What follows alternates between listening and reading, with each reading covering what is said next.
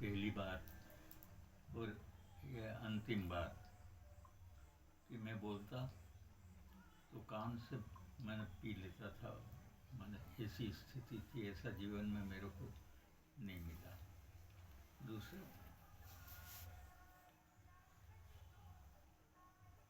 पढ़ने की इच्छा, ये उकाला में देवा भाई भगत करके एक थे, तो हमने वहाँ मोटर डाली थी, तो उनकी भी मोटर थी। तो उनके दो लड़के थे, एक तो दयाराम और गोविंद। तो बड़ा था दयाराम, बहुत चाहता था वो पढ़ना, परंतु उसके भाग्य में ही नहीं था कि ऐसा एक आश्चर्य की बात हुई कि वो लाख चाहने के बाद भी 8वीं पास नहीं कर सका। और वो गोविंद था, वो छोटा था और पढ़ा वो ना, अभी छत्तीसगढ़ में इंजीनियर थे वो। अभी आया था उस दिन, पहली बार ही आया, मन एक बार एक पहले भी आया हुआ, तो मिला 1,00,000 रुपये उसको तनख्वाह मिलती है। और मन ठेठ उकाले का जैसा रहने वाला। और देव भाई के न हमारे ऐसे संबंध थे घरेलू, और साथ रहे। अब अभी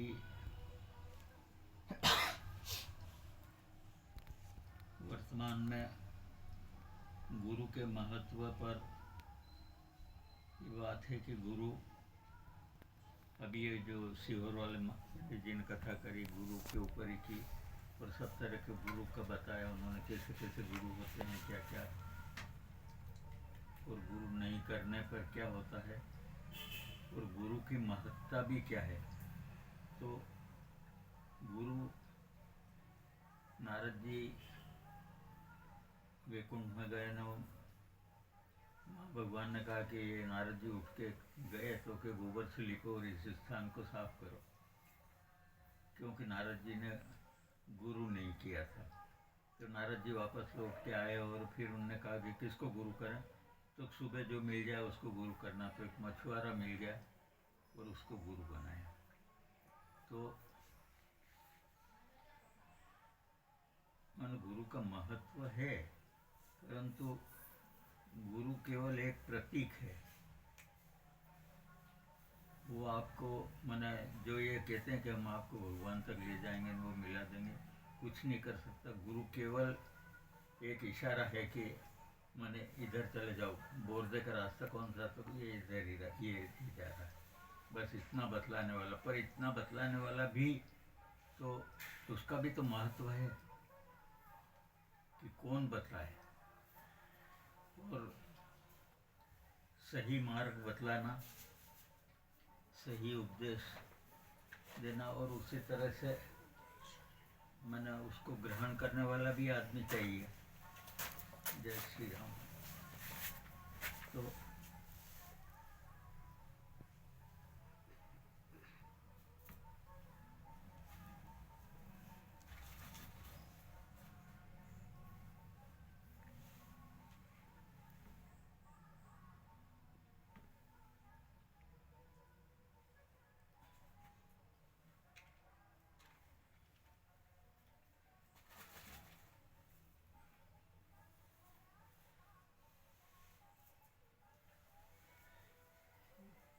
जय श्री राम।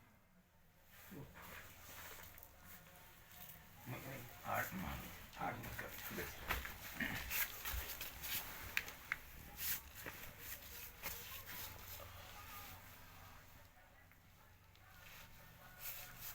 गुरु, और कई कई बातें हैं कि गुरु कहे वो करना, गुरु करे वो नहीं करना।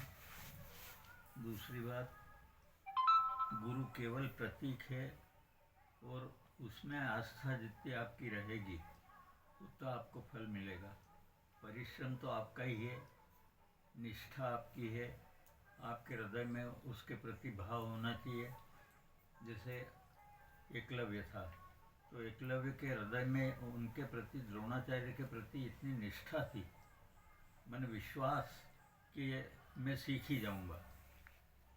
तो वो संसार का सर्वश्रेष्ठ धनुर्धर हो गया, बिना मैंने गुरु के, केवल मैंने आस्था से, निष्ठा से।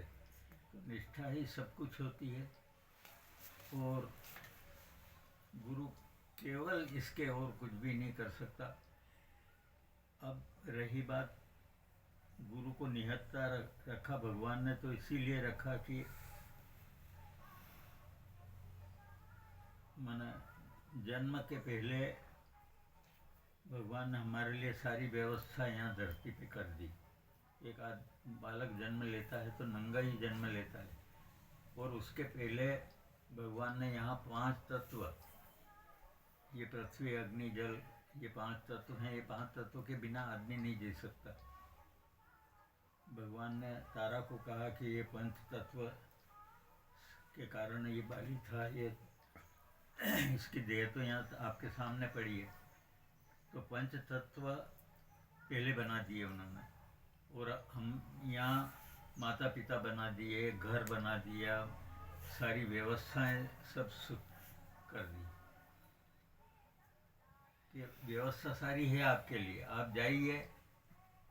मैंने कितना उसकी व्यवस्था देखो भगवान की, कि वो सारी व्यवस्थाएं आपके लिए, कोई चीज़ आपको कमी नहीं है यहाँ पृथ्वी पे आने के बाद। और पृथ्वी के आने के बाद आपको आचरण करना है, तो ये आप पे निर्भर है कि आप कौन सा रास्ता अपनाते हैं, किस रास्ते से जाते हैं। तो आचरण ही सब कुछ है। अच्छे आचरण यदि हम करेंगे, अच्छा रास्ता पकड़ेंगे। जैसे मैंने एक उदाहरण दिया शिवर वाले पंडित जी ने, कि हम रतलाम चले गए और स्टेशन पे गए, और वहाँ अपन ने वो दिल्ली वाली गाड़ी में बैठ गए। तो उसके बाद आप कुछ भी नहीं कर सकते। दिल्ली गाड़ी में बैठ गए तो आप वहीं जाओगे, वहीं दिल्ली ही पहुँचोगे आप, दूसरी जगह नहीं जा सकते, बम्बई नहीं जा सकते, क्योंकि वो ट्रेन वहीं जा रही है। हाँ, दिल्ली जा रही है। तो हमको ऐसा संग करना, ऐसा आचरण करना। अब निष्ठा के लिए यह है कि हमारे हृदय में ही ऐसा भाव हो कि ये मेरी नैया पार करेंगे, ये सब कुछ करेंगे। तो एकलव्य का उदाहरण ये हमारे शास्त्रों में है, और निष्ठा के कारण ही ये सब कुछ है। दूसरी बात, सारी व्यवस्था भगवान ने पहले से कर दी है यहाँ आने के बाद। अब रही बात मुख्य, यहाँ आपको समझ आई, उसके बाद आपको संगति का देखना है कि आप किसके साथ रहते हैं। रामायण में सबसे पहला दोहा, और उसके बाद दूसरे दोहे में उन्होंने कहा कि आदमी कैसा बनता है, उसके आचरण पे किसकी छाप पड़ती है। पहले तो माँ की पड़ती है, फिर पिता की पड़ती है। उनके मैंने जो भाव, उनके विचार जो होते हैं, उनका खून जो होता है, वो सब होता है। उसके बाद तीसरे नंबर पर गुरु आता है, और गुरु के बाद में चौथे नंबर पर संगति आती है, कि हम कैसे की संगति करें, हम किसका साथ कर रहे हैं। तो अब हम बाहर नहीं जाएं, यहाँ के गांव के उदाहरण से ही आपको समझाता हूँ कि हमारे गुरुजी थे, और उन्होंने 700 रुपये दे करके रामलीला शुरू की, कपड़े वगैरह लाए करे, उन्होंने रामलीला शुरू की। तो रामलीला में 30 आदमी काम करते थे।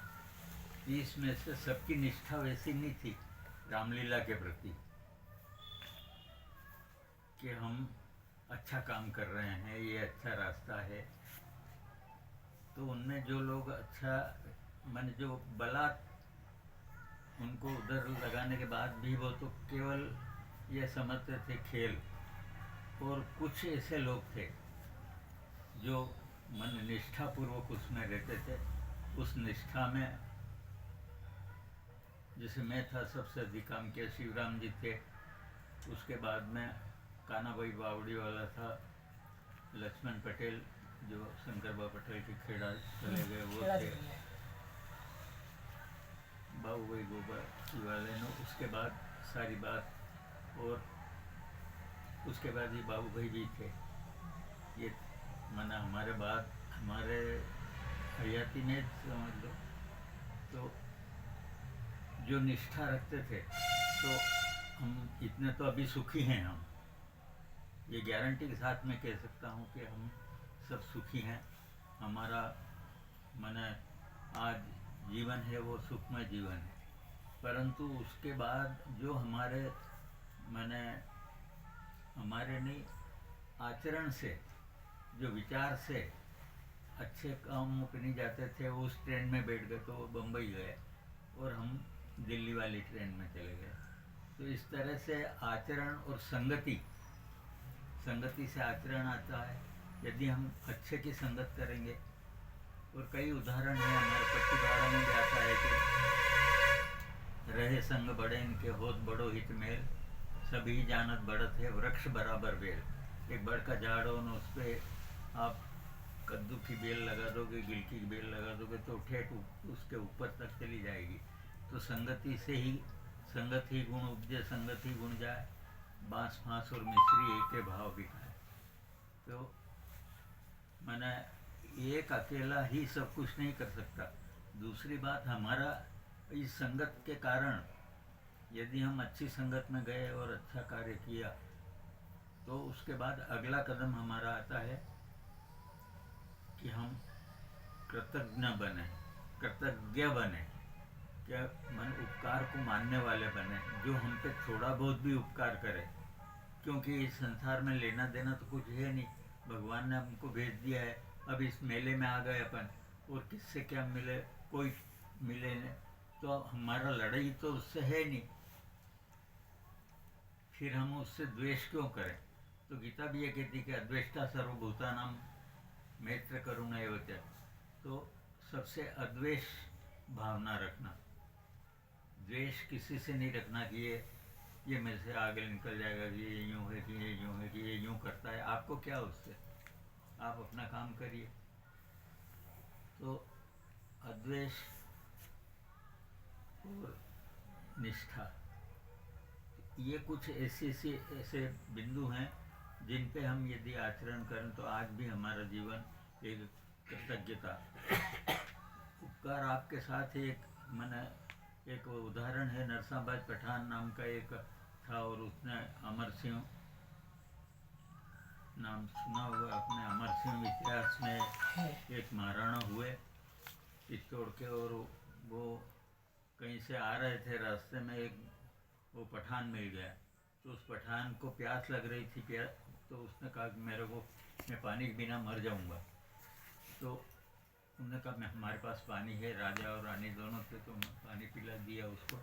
तो उसने कहा कि आपके इस एक गिलास पानी का बदला मैं आपको निश्चित दूंगा, और कभी मैं अवसर आए तो मुझे याद करना। तो जब अमर सिंह वहाँ दरबार में, अकबर के दरबार में जाते थे और वहीं रहते थे, वहाँ उनकी नौकरी सरीखी थी, सेनापति की जगह थे वो। परंतु वो जब शादी हुई उनकी तो गए ही नहीं। शादी होने के बाद 8 दिन 15 दिन हो गए, दरबार में नहीं गए। तो उसके बाद अकबर ने उनको माँ धोखे से बुला करके उनको कैद कर लिया। और मन कैद करने की इच्छा थी, अकबर को मारने की इच्छा नहीं थी, परंतु उनका साला था, उसने अमर सिंह को छुरा मार दिया पीछे से, एक खिड़की में से निकाला और छुरा मार दिया, लाश वहाँ पड़ी। अब उसको कौन लाए? तो उनका भतीजा था अकबर, उनका अमर सिंह का, उसने कहा उसको, नरसाबाज को, कि मेरे काका की लाश पड़ी है, वो तुम मुझे दिला दो, लाश को लाना मेरा काम है। तो उसने, नरसाबाज ने अपने प्राणों की बलि लगा करके उसके, तुम मैं मर जाऊंगा परंतु लाश तुम उठा के ले जाना। तो अमर सिंह की लाश को वो नरसाबाज ने उठाया। तो कृतज्ञता बहुत बड़ी चीज़ है। आप कहीं भी जाएंगे, किसी के साथ भी जाएंगे, दूसरी बार उससे मिलना है आपको, तो कृतज्ञता को कभी नहीं भूलना। और ज़रा सा आपके साथ एक ज़रा सा एहसान किया, एक बूंद भर, तो आप सागर उस पर लुटा देंगे, तो आपका माने भलाई ही होगी, आपकी गणना अच्छे लोगों में ही होगी। तो और जब तक हम अच्छा रास्ता नहीं पकड़ेंगे तब तक कुछ नहीं हो सकता। और संगति से ही सब कुछ आता है, संगत अच्छी करना। तो ये सारी बातें हैं। अच्छा माना बड़ा चढ़ा के अतिशयोक्ति से सब कहते हैं, और वास्तव में माना भी है, परंतु अलग अलग। अब जैसे 7 दिन तक उन्होंने 7 उदाहरण दिए। कामदेव को कहा कि गुरु कर ले, सब गुरु माने यहाँ तक कहा है कि माने यदि भगवान रूठ जाए तो कोई बात नहीं, परंतु यदि गुरु रूठ गया तो गुरु रक्षा कर सकता है, बचा सकता है, रास्ता बता सकता है। इसलिए उसका महत्व है कि वो रास्ता बता देगा आपको कि इस तरह से इस संकट से आपको ऐसे मुक्ति मिल जाएगी। तो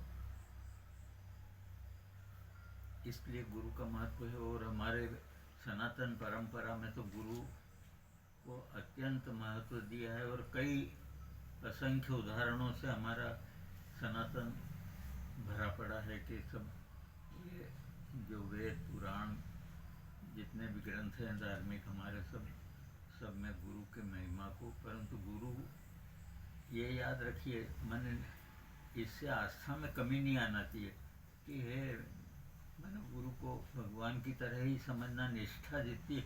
और अभी भी ये जो सिहोरवाल पंडित जी कह रहे हैं कि मैंने तो थोड़ा विचार हम नहीं करते हैं, कह देते हैं अरे जल चढ़ाना से क्या होता। परंतु आप देखिए कि महाकाल है, वो शिवलिंग है, वो स्वयंभू है, पृथ्वी में से ही निकला हुआ है वो, तो पृथ्वी का एक हिस्सा ही है कि, और उसी पृथ्वी से ये सारा संसार उस पे बसा हुआ है।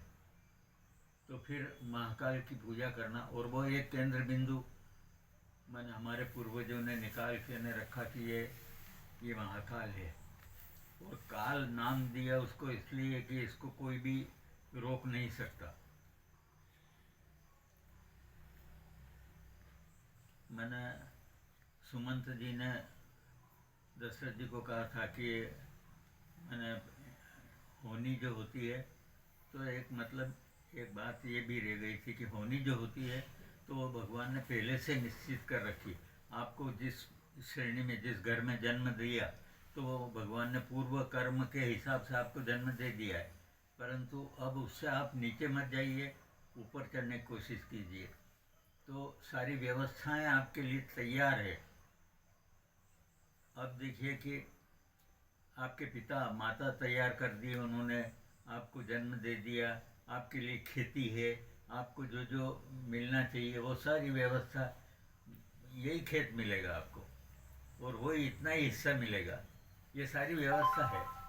अब वो मैंने जिस दिन हमको मिलना है उस दिन सारी व्यवस्था उसका, तो यही उसका मैंने खेल है भगवान का कि मैंने पहले से व्यवस्था रखी हुई है।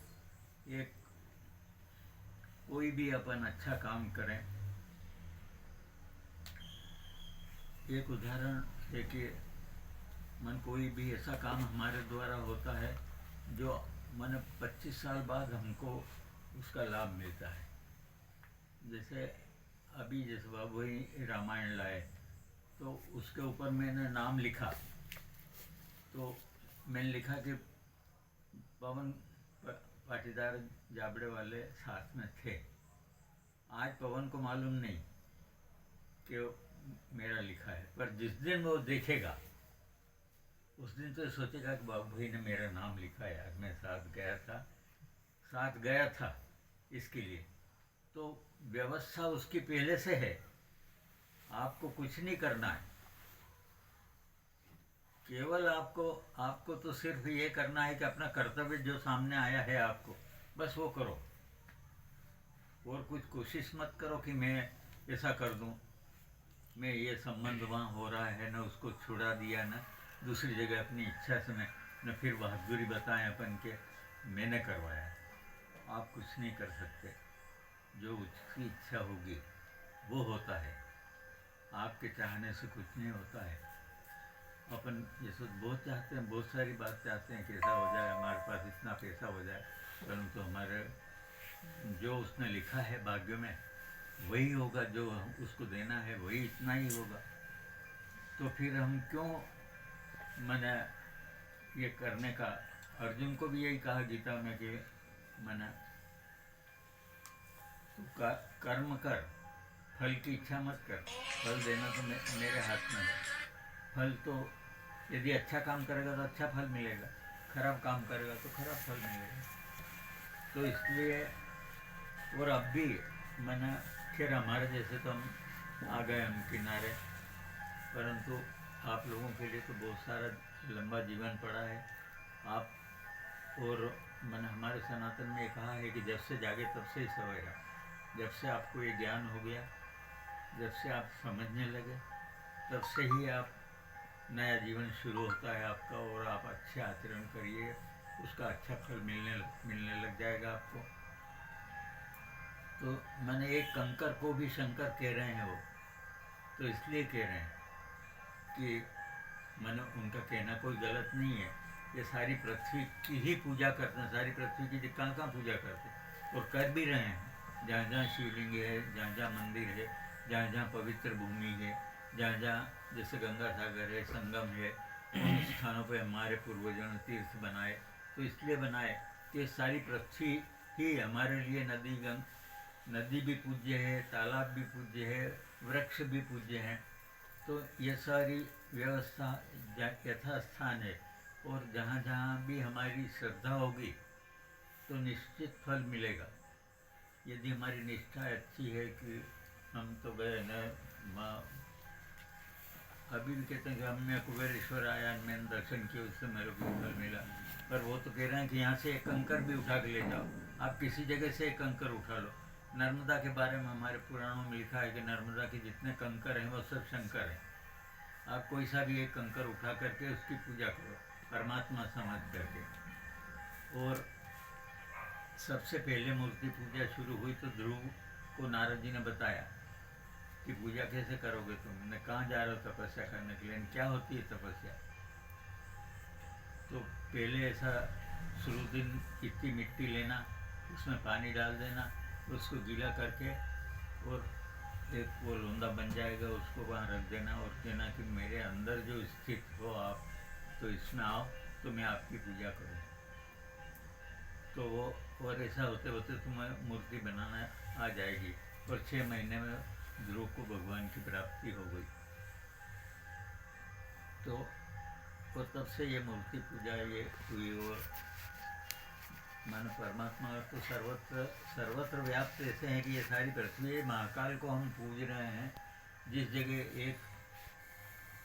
एक लड्डू है, अंशी और अंशी मने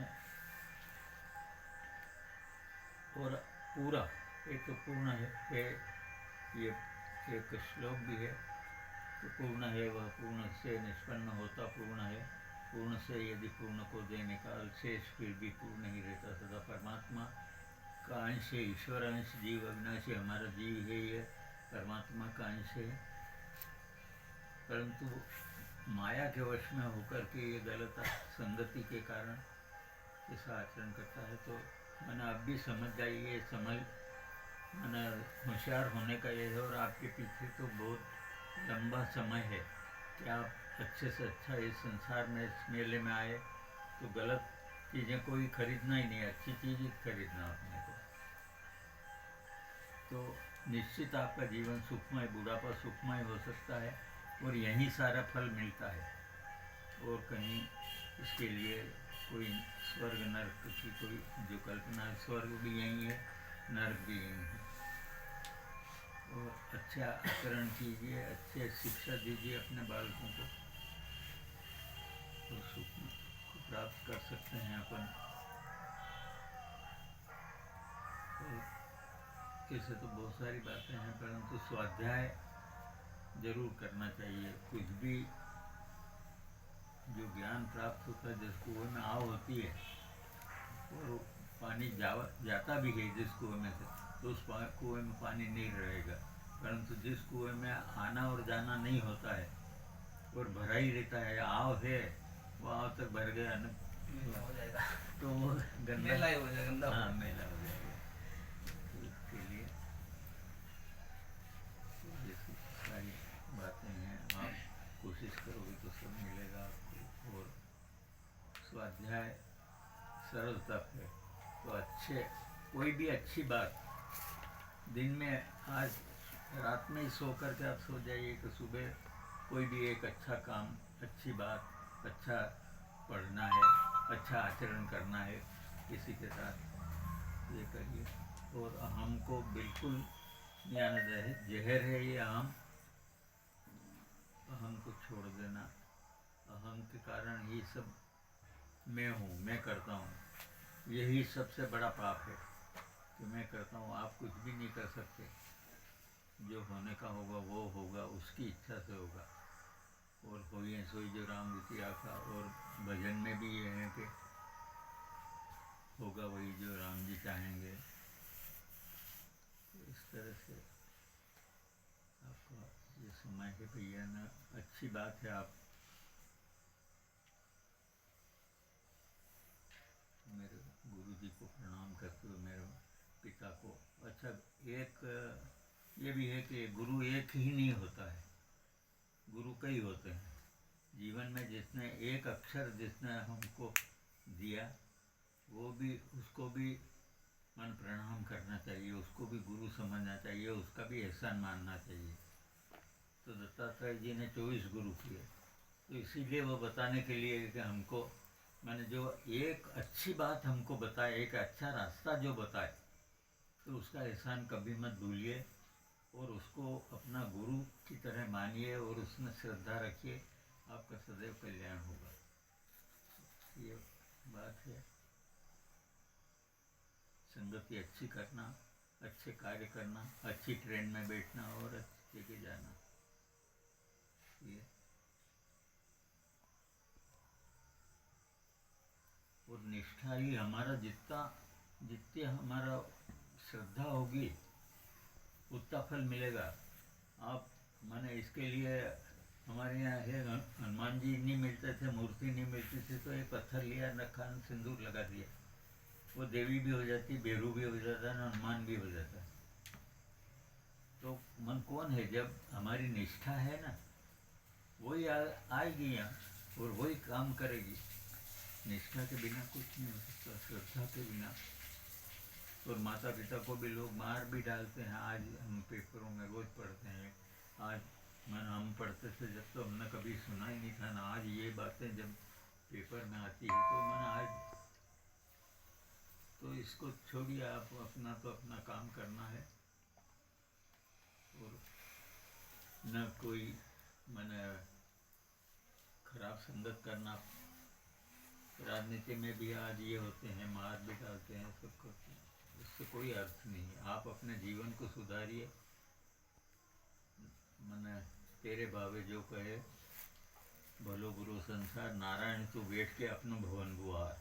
अपने घर को साफ रखना अपने, और यही चतुराई है कि सबके साथ रहते हुए निर्लिप्त रहना, किसी से इतना गंभीरता से नहीं जुड़ना कि पार्टी के लिए जान दे देना। क्या अर्थ होगा उसका, कोई अर्थ नहीं होगा। अपने भले के लिए अपना भला, और पहले निश्चित कर लो कि मेरा भला क्या है। और जीवन में अपना इष्ट बनाना बहुत ज़रूरी है। किसी एक देवता को अपना भगवान मान लीजिए, उसके प्रति पूरी निष्ठा रखिए। आप माता जी को, कृष्ण भगवान को, किसी भी देवता को आप अपना आराध्य मान लीजिए, इष्ट मान लीजिए, उसको इष्ट कहते हैं। और इष्ट के बिना, हमारे गुरु जी कहते थे कि इष्ट के बिना सब भ्रष्ट है। ज्योतिष वेद पुराण सब बेकार हैं यदि आपका इष्ट नहीं है। और इष्ट है तो मैंने पूरी आपकी रक्षा करेगा। आप जिसके भरोसे बैठे हैं, जिसके भरोसे जा रहे हैं, तो वो आपकी रक्षा निश्चित करेगा। परंतु आपको सौंपना तो पड़ेगा, एक निष्ठा तो पैदा करना पड़ेगी, एक बल तो पैदा करना पड़ेगा। तो वो हमारी चेतना ही है जो परमात्मा का अंश है। वो परमात्मा ही है, अंश में भी वही गुण होते हैं जो अंशी में होते हैं। माने एक लड्डू का टुकड़ा लोगे तो उसमें टुकड़े में वही स्वाद है और उस लड्डू में भी वही स्वाद है। तो ये बात हुई है। जय श्री राम।